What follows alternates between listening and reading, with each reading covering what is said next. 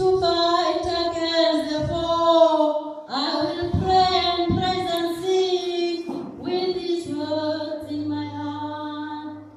Rock of ages, let for me, let me have